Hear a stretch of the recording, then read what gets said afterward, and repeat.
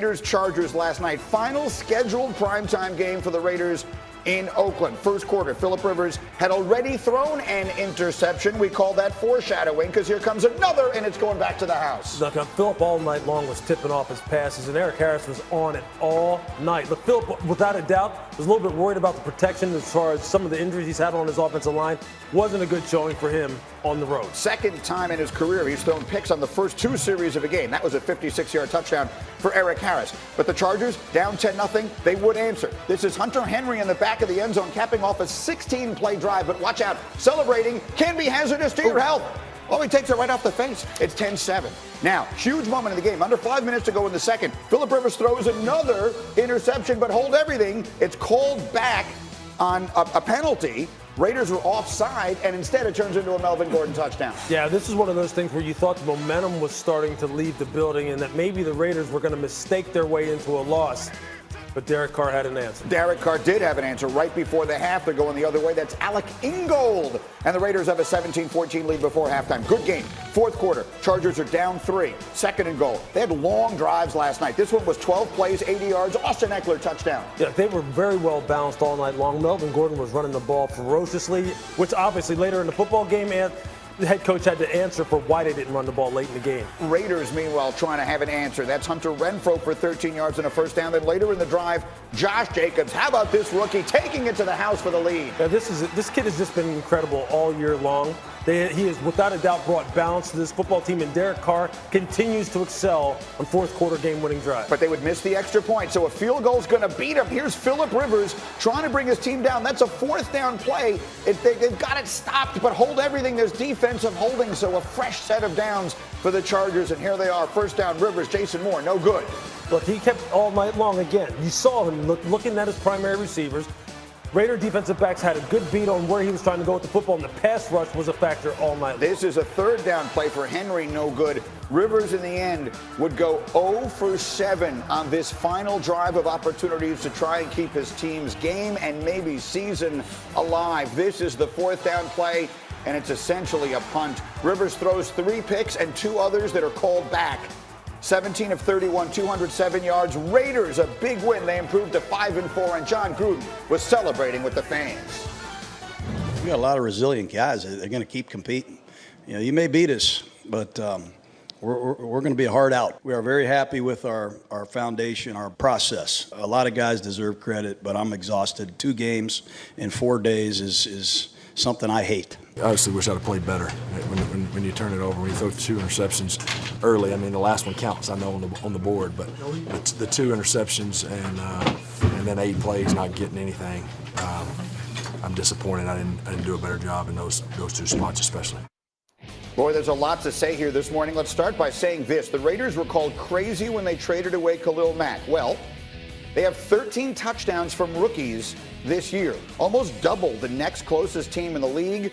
Only time they ever had more, in 1982, Marcus Allen himself scored 14 touchdowns as a rookie. So I'll turn to you guys here. Bobby, I'll start with you. These Raiders, they've put it together. They've had a ridiculous schedule. They didn't play an actual home game from the middle of September until last week. And here they are, 5-4, with games coming up against the Bengals and the Jets. Yeah, this team could conceivably, or should probably be, 7-4 and in the thick of the playoff race. And I think when we look back to the beginning of the season, if you would have told me, hey, we're 10, 11, 12 weeks in, the Raiders are a game out potentially of first place in the AFC West, trailing the Chiefs, a chance to potentially make a playoff run, I would have said you were crazy. But John Gruden has done a masterful job with this, and they're getting it not just because, of the skill players and him wanting to throw the ball, but it's them pounding the football with Jacobs. And Mark, let's talk about the quarterback in particular, because we always joke, John Gruden's favorite quarterback is always the next one he can get. But Carr's playing pretty well, and to the point you made in the meeting this morning, he's not turning the ball over. He's playing his butt off. He's taking care of the football, and they're doing it without that splash player at receiver.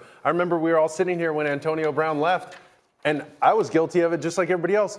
What are they going to do? What's Derek Carr going to do? And look what he's done. He's done it with players almost like Peyton Manning. When you had receivers that you don't know their names, they're not household guys. He's completing the ball at a high efficiency rate. He's getting the ball to his backs and his tight ends. I mean, Gruden's got to be thrilled with that. It's not just good. I mean, the guy is right now hitting career highs in yards per attempt, completion percentage, passer rating, touchdown percentage. And his fourth quarter drive record, touchdown winning drive record, is second only to Matthew Stafford since 2014. I mean, what more do you want from him? He quite honestly has answered the bell in every way. And he said in the preseason, I'm in the second year of this offense. I know exactly what John wants. I'm in lockstep with him as far as how he wants it executed in critical moments. And last night he showed that. But you also mentioned Josh Jacobs. Let's not forget that the run game has really helped out Derek Carr tremendously because he doesn't have that pressure anymore. He only has the pressure, as you said, maybe on one drive or two to make a few plays. And that's really what being in sync is with the offense. It's like, look, Josh Jacobs, we know what we're going to be offensively and we know the identity we want to have. All I need to do is make 4 or 5 plays in the game and we're good. Just one or two drives, just at the end of the game. No big deal, right? No big deal. Not at all. Not at all. To sort of put a ribbon on this, and we have a lot more to say, including a lot more about the quarterback situation for the Chargers that we'll do a little later in the program. But to sort of put a ribbon on this, you've been high on this for a while. John Gruden gets there. He brings in his guy Mayock. They're starting to put it together. They get heavily criticized for trading away Khalil Mack. Yeah. But here they come. Well, I had the benefit, Greeny, of being out there in preseason during training camp and talking to some of these guys, spending some time with John. I understand kind of how John really looks at football. I played for him in '98 when he was in Oakland. And he's one of the better teachers in the NFL. And he's one of those guys who's kind of miscast as being a typical West Coast, throw the football all over the place, finesse style coach. He's anything but that. This football team is a blue collar, downhill, ram the ball down your throat, play good defense type of philosophy. And he's getting the people right now who are young, who are willing to be coached, who are willing to buy into what he's selling. And what you see is throughout the course of a game, this team believes in what he's selling them.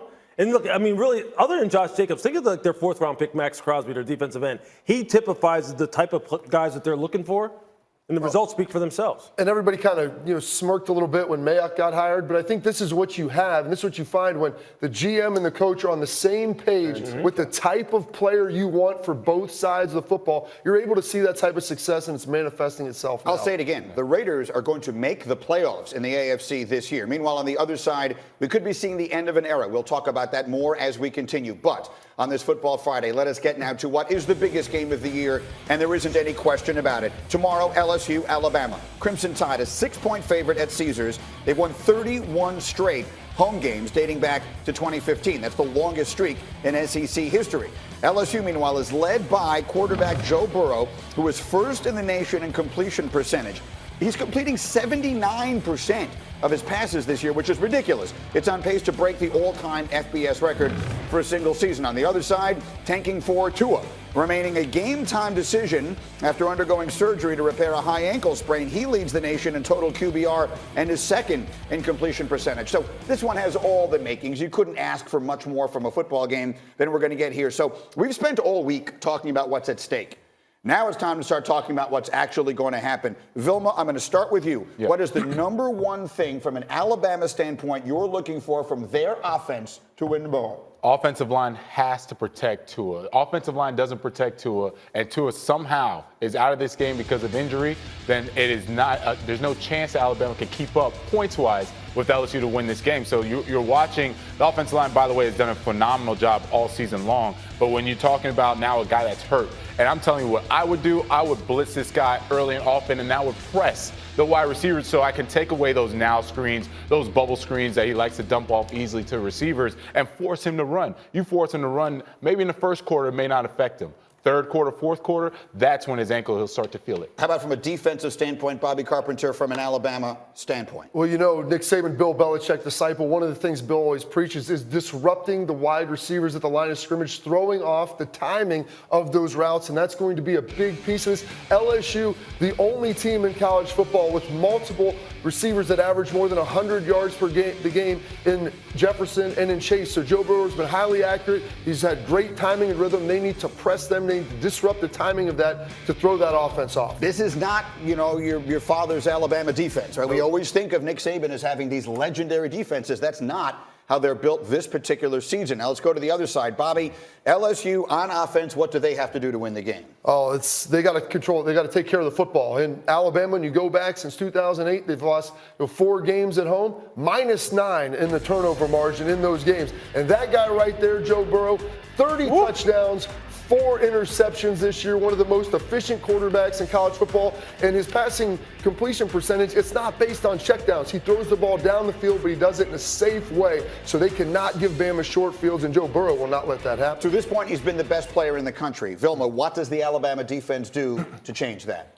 Pressure. I mean, Joe Burrow has never been pressured by a forefront defensive line. It's always been manufactured pressure, and because of that manufactured pressure, he would light up the secondary if it's man coverage or easy zone. I'm looking at Terrell Lewis right here, who has 6 of the 19 sacks for Alabama. He needs to create havoc all game long, and Joe Burrow has to feel that. If he doesn't feel it and his clock isn't rushed in his head, it's going to be easy pickings for him all day. What do you make of all this, Sanchez, as you sit here and listen to some of this individual breakdown? What does this game come down to for you? Don't let Joe Burrow get into a rhythm. This kid is lights out. I spent time with him. We'll talk about it later in the show, Greeny, but this kid, I'm all in on him. These scouts are drooling over him, but really, it's this running back, Clyde Edwards-Helaire. Remember this name. This kid, after Joe Burrow threw a pick in the Auburn game, he rushed the ball 5 straight times and then took him 55 yards down the field for a touchdown. This kid, he gets him out of trouble. He's his security blanket along with Thaddeus Moss, Randy's son. Those are his guys that have to have a sneaky bit. Day in and day out. I mean, I did this essay on the air yesterday. Nick Saban has only lost 4 games at home in the last 11 years. The home field advantage is so overwhelming. How does that factor into this game? It's a huge piece of it. It is in Alabama, but it comes down to turnovers. Like in those games that they lost, Greeny, -9. Right. They did not get turnovers, and they turned the football over. So that's a huge piece of this. Let's not forget, they also did play Auburn, one of the best defensive lines, if not the best in the country. And Joe Burrow, they were able to hold up, keep protection in that game for him as well. This may not be this Alabama defense may not be the best defense LSU has seen already this year, right? Yeah, you can make a case that Auburn was a better defense. You can make a case a healthy Florida defense was a better defense. So Alabama is well coached. Let's not get it twisted. They're very well coached and they're going to be ready. But yeah, this is not over the top for LSU to win this game. Alabama has absolutely everything at stake. I think everyone agrees they cannot afford to lose this game. LSU might still get in with a loss in a close game tomorrow. We will obviously... No, don't start that. No, they cannot lose. If you are a one-loss team not making your conference championship game this season, you're not getting in. Not happening. And listen, I'm not going to argue with you because you are much, much tougher than I am. I don't even want to start that conversation We have a right lot now. more preview of this as the morning continues, but I want to get back to the NFL because I want you to hear from one of the most famous people in the sport. It has been a first half of the season to forget for Odell Beckham Jr. and the Browns. They're 2-6 going into this week's matchup with the Bills, who are 6-2, and Beckham has just 39 catches. Yesterday, he reflected on how he's handled the adversity of the season. I've just grown. I've come to a different place, mentally, emotionally, spiritually, however you want to put it. That energy still tries to find its way to get me upset, whether it's something about a cleat or a visor or all these little stupid things that the only people who are worried about them are the people who are doing and saying something about them. People just want to see me break. I think they want to see that side that was in there with what I was dealing in another situation. Nothing's ever gonna really bother me. I'm gonna come here, I'm gonna do my job, I'm gonna try and give 110 every time that I can go, and that's just it. Okay. So there's our situation with Odell and the Browns. Their season may be hopelessly lost. Certainly they have to win this week. Lewis, you've sat back, and I've been following your Twitter feed this week. You've had a lot to say about the Browns. Sure. What is your big picture take? Yeah, man, look, it starts at the very top. It starts at the selection by John Dorsey of Freddie Kitchens to be the head coach. When last year, when things actually started turning around, it was Greg Williams who was at the helm. Now, I understand the quarterback-coach relationship between Baker and Freddie Kitchens is something that is important, but obviously from a head coach perspective, the requirements to fill that job are much different than the requirements to fill the primary play caller job. And then when you look at Freddie Kitchens as a head coach and you look at how undisciplined this football team and how it's the most heavily penalized football team in the NFL and how offensively they're not utilizing their weapons, how structurally they're flawed as far as offensive line being a weak point, really this falls at the feet of John Dorsey first, Freddie Kitchens second. And we can sit here and bang on, Odell Beckham all we want, and as far as, and he can make comments about, people want to see me break, people want to make a big deal out of my watch, a big deal out of my cleats and all that. That has nothing to do with really what ails this football team. This football team is flawed as far as how it was put together at the very top on down. And quite honestly, Jimmy Haslam better start asking some questions about why did we select Freddie Kitchens? What were his qualifications? Because he had none really to speak of that he should have been put in this position. And right now, expectations, we talked numerous times. It had shifted from hope to expectations in Cleveland. And with expectations come consequences when you don't meet them and they're not meeting them. And this is how people get fired. and people are going to get fired in Cleveland. I can bet you that. No question. I agree with literally every single word you just said. I want to take it to you, though, back to the Odell piece of this, because he is the most famous person in the entire mix, and you can throw in Kitchens and Baker and everybody else. How do you think Odell has handled what has been a stunningly bad start? He's handled it perfectly. Odell Beckham has done everything he's been asked of for the team as far as coming in, practicing, and then he doesn't have these outbursts, right? So the outbursts we're waiting for. We're the media that are sitting there, frankly, just poking the bear, waiting for him to have the outburst. So everything he said, there was truth to it, where they start talking about his shoes, a watch, or whatever it is. And then you say, well, now if he does have an outburst, oh, here's Odell Beckham. Oh, my gosh, he's having one of these outbursts, and we revert back to the past. And he's trying to say, that is not who I am. Stop poking the bear. And to look at this, when this trade went down and they brought him in, everybody, if you would have envisioned worst case scenario, Brown's not winning. Issues with the coach. He's not getting the ball. He's not getting the ball. Right. There's controversy everywhere. There's cleats, there's watches, there's visors. All of those things have transpired, and we haven't heard him say a thing. I would have thought his Twitter timeline would have looked a lot more like Antonio Brown's this week than what it currently does. He's done a great job. And that's the point, Bobby. Let's just leave him alone. Let's just leave him be. The only thing I would add to this is not the way you develop a quarterback. There's so many things going wrong. It just makes it so difficult. I just love how you brought in the quarterback. Right, We're all on OBJ. At some point, it just makes it tough. It's like, put him in a good position. Get him. You got him the players. Well, now get him the system. You know. Let me ask a question on that. But for Marks to begin with, I can sit here and say, why aren't they throwing the ball to Odell? Fourth down play, right? That's the play we keep showing over and over again, where he throws the ball to Landry on the left side, and Landry over the middle, and Odell is running up the left side with single coverage. It's so easy for me to sit here and say, why the heck didn't he just throw the ball to Odell? Is it as easy as that? It's not as easy as you think. And these guys are in second and long. But they're in second and long all the time. They're constantly playing catch up. They're constantly trying to manufacture offense. It's not fun to watch. I just feel, in some ways, I feel for Baker. I don't agree with all of his comments all the time, and they brought a lot of it on themselves. But in some ways, I just feel for the guy. Like, man, it's not fun. That's hard. Let me rephrase the question. Greedy went like this. Okay, now let me ask you.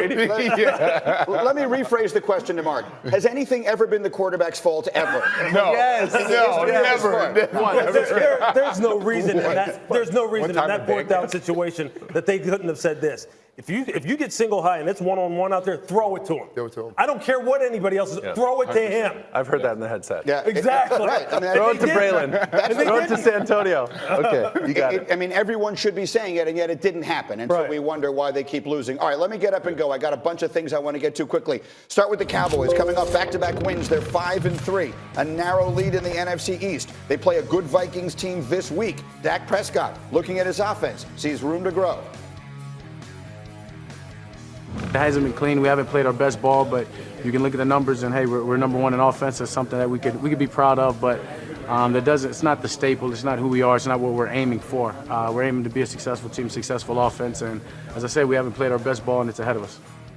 Mark, do you believe that? Is the best ball ahead for Dak in Dallas? I absolutely think so, and here's why. I really think Kellen Moore has Dak in a groove. And listen, when you're playing pro quarterback in the NFL, you got to have at least 10 to 15 drop back plays where you got to diagnose a defense, throw an accurate ball, make a solid read, and complete the football. Kellen Moore is doing such a great job of giving him breather plays, just little easy bubble screens, little easy checkdowns to Zeke and letting him run. Those plays are so important for Dak's development and their success. Next up is A.J. Green, left ankle not responding. He's out indefinitely. Bobby, how bad is that with the new quarterback starting this week in Finley? Well, it's rough for Finley, but it's probably the best thing for the Bengals. Let's be honest here. They're in competition for the first overall pick. They're probably going to try to figure out the quarterback situation at that point. If I'm A.J. Green, I'm looking around at this scenario, trying to figure out what is in it for me. Why would I be out there playing? I've got the ankle injury. Oh, and by the way, I'm a pending free agent. Washington is next. They've placed Trent Williams on the reserve non-football injury list, brings his season to an end. Lewis, what's our reaction to this?